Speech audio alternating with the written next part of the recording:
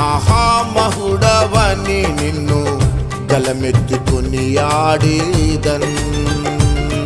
మహోన్నతుడవని నీ మహిమను నే చాటేదన్. ఆపత్కాలములో నమ్మదగిన నజరేయుడా,